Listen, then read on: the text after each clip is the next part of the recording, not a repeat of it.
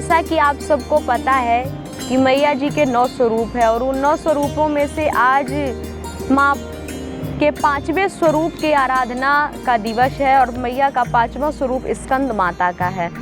ये स्कंद माता सिंह पर सवार है, इनके 4 हाथ है। 2 हाथ में मैया ने कमल ले रखा है, एक हाथ में मैया वरद मुद्रा में है और गोद में मैया ने कार्तिकी जी को बैठा रखा है। मैया को केले का भोग बहुत प्रिय है। इस दिन स्कंद माता जी को केले का भोग लगाना चाहिए। और माँ की आराधना से हमको क्या प्राप्त होता है, तो माँ की आराधना से शरीर स्वस्थ रहता और हमको सिद्धियाँ प्राप्त होती हैं। और जो भक्ति प्राप्त करने के भक्ति के 9 सोपान बताए गए हैं, उनमें से जो 5वां है वो है अर्चन भक्ति। और श्री रूप गोस्वामी जी महाराज ने प्रेम प्राप्ति के जो 9 सोपान बताए हैं, उनमें से 5वां है निष्ठा।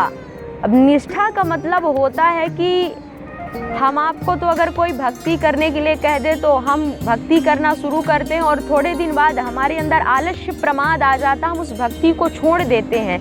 लेकिन इस रूप गोस्वामी जी महाराज ने 5वां जो सोपान बताया उसको निष्ठा बताया, और निष्ठा ऐसी होनी चाहिए जैसी माँ पार्वती की निष्ठा। नारद जी महाराज ने उपदेश दिया, गुरु मंत्र दिया कि आप भगवान भोलेनाथ की आराधना कीजिए, वो आपको पति के रूप में प्राप्त होंगे।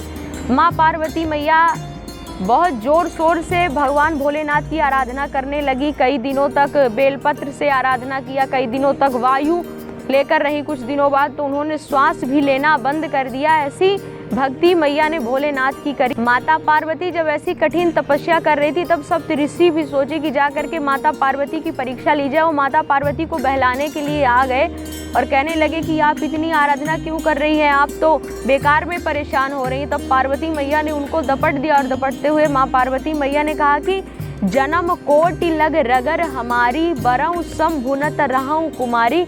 मैं केवल भगवान भोलेनाथ को ही वर के रूप में प्राप्त करूंगी, नहीं तो मैं तो कुंवारी रह जाऊंगी। और आगे मैया ने क्या कहा कि तजऊ न नारद कर उपदेशु, आप कहे सतवार महेशु। मैं अपने गुरुदेव भगवान नारद के उपदेश को बिना माने रह नहीं सकती हूँ। आप महाराज भोलेनाथ भी आकर के कह दे कि तुम नारद के उपदेश को छोड़ दो और मेरी आराधना करना छोड़ दो, तो मैं नारद जी के उपदेश को ना छोड़ूं और भगवान भोलेनाथ की आराधना करना ना छोड़ूं। ऐसी निष्ठा जब हमारी भगवान के प्रति हो जाती, तो ऐसी निष्ठा हमको कहाँ से प्राप्त होगी?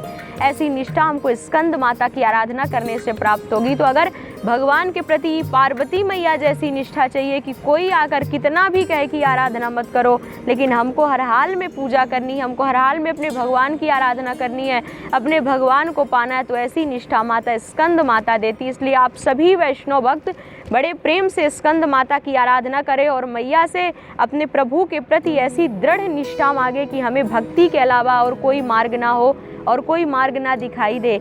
इन्हीं शब्दों के साथ आप सबको स्कंद माता के पूजन दिवस की बहुत सारी शुभकामनाएं।